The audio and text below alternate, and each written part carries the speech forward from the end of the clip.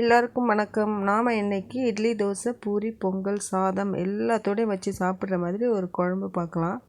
இதுக்கு நான் காராமணியை முந்தின நாளே ஊற வச்சு 2 விசில் விட்டு வேக வச்சு எடுத்து வச்சுருக்கேன். இப்போ கடாயில் 4 ஸ்பூன் நல்லெண்ணெய் விட்டுக்கோங்க. கடுகு, வெந்தயம் இதெல்லாம் போட்டு நல்லா பொரிஞ்சதும் ஒரு பெரிய வெங்காயம் நல்லா பொடியாக கட் பண்ணி போட்டுக்கோங்க. ஒரு கை ஃபுல்லாக பூண்டு சேர்த்துக்கோங்க. கருவேப்பிலை போட்டுக்கோங்க. நல்லா பழுத்த மீடியம் சைஸ் தக்காளி 2 சேர்த்துக்கோங்க. பூண்டு கொஞ்சம் நிறைய போடுங்க, அப்போ தான் நல்லாயிருக்கும்.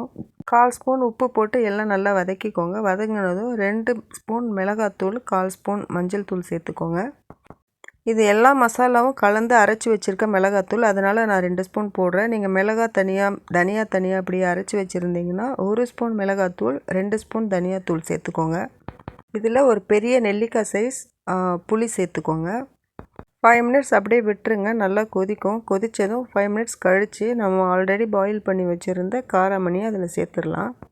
இதனோட அளவு பார்த்திங்கன்னா 150 கிராம் இருக்கும்.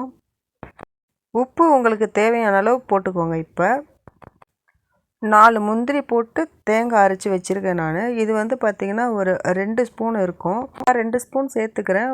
உங்களுக்கு வேணும்னா 3, 4 கூட நீங்கள் சேர்த்துக்கலாம். உங்களுக்கு குவான்டிட்டி அதிகமாக வேணும்னா நீங்கள் கொஞ்சம் அதிகமாக சேர்த்துக்கலாம். முந்திரி ஆப்ஷனல் தான், நீங்கள் வேணும்னா சேர்த்துக்கலாம், வேண்டாம்னா ஸ்கிப் பண்ணிக்கோங்க. இது கூட ஒரு 1/2 டம்ளர் தண்ணி சேர்த்துக்கோங்க. 2 நிமிஷம் கொதிக்க விடுங்க. நல்லா கொதித்ததும் மல்லித்தழை தூவி இறக்கிடுங்க. நீங்கள் தேங்காய் 2 ஸ்பூன் இன்னும் எக்ஸ்ட்ரா போட்டிங்கன்னா இன்னொரு 1/2 டம்ளர் தண்ணி ஊற்றி கொதிக்க வச்சு எடுத்துக்கோங்க. இது கூட நீங்கள் கத்திரிக்காய், முருங்கைக்காய், உருளைக்கிழங்கு இதெல்லாம் போட்டிங்கன்னா இன்னும் ரொம்ப நல்லாயிருக்கும். இந்த வீடியோ உங்களுக்கு பிடிச்சிருந்ததுன்னா லைக் பண்ணி, ஷேர் பண்ணி, சப்ஸ்கிரைப் பண்ணி சப்போர்ட் பண்ணுங்கள். தேங்க்யூ.